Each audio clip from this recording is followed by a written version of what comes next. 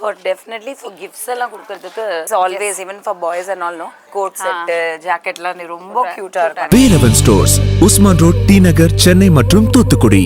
தமிழராட்சி பார்த்துட்டு இருக்க எல்லாருக்குமே வணக்கம். நாம் தமிழர் கட்சியிலேருந்து நிறைய பேர் இணையவும் செய்வாங்க, விலகவும் செய்வாங்க, விளக்கவும் போடுவாங்க அப்படின்றது நாம் தமிழர் கட்சியில் தொடர்ந்து எல்லா கட்சியிலும் நடக்கிற ஒரு விஷயம் தான் அப்படின்றது எந்த ஒரு மாற்றமே கிடையாது. இந்த நிலையில நாம் தமிழர் கட்சியிலேருந்து விலகி போன சிலர், இந்த புகழேந்தி மாறன் அவர்கள், அதுக்கப்புறம் ஜெகதீச பாண்டியன் அவர்கள், வெற்றிக்குமரன் அவர்கள், இவங்கள மாதிரியான ஆட்கள், ராஜீவ்காந்தி அவர்கள், இவங்கள மாதிரியான ஆட்கள்லாம் நாம் தமிழர் கட்சியை ரொம்ப மோசமாக விமர்சனம் பண்ணதை நம்ம எல்லா இடத்துலையுமே பார்த்துருந்துருக்கோம் அப்படின்றதுல எந்த ஒரு மாற்றமே கிடையாது. அதே மாதிரி காளியம்மாள் அவர்கள், முன்னாடி நீக்கப்பட்ட சாட்டை துரிமர்கள் அவர்கள், அதுக்கப்புறம் இப்போ தென்னகம் விஷ்ணு வரைக்கும் விமர்சனம் நாங்கள் நாம் தமிழர் கட்சியை மட்டும் பண்ண மாட்டோம், நாங்கள் இதே இடத்துல தான் பயணிப்போம் அப்படின்னு சொல்லியிருக்காரு. அதே மாதிரி காளியம்மாள் அவர்கள் நாம் தமிழர் கட்சி விட்டு விலகினாங்க. ஒரு இடத்துல கூட நாம் தமிழர் கட்சி அவங்க விமர்சனமே பண்ணல, தவறா பேசல. ஏன்னா அவங்களுக்கு தெரியும் நாம் தமிழர் கட்சியால இவ்வளவு தூரம் வளர்ந்துருக்காங்கன்றதை அவங்களே ஒத்துக்கிறாங்க அப்படின்றதுல எந்த ஒரு மாற்றமே கிடையாது.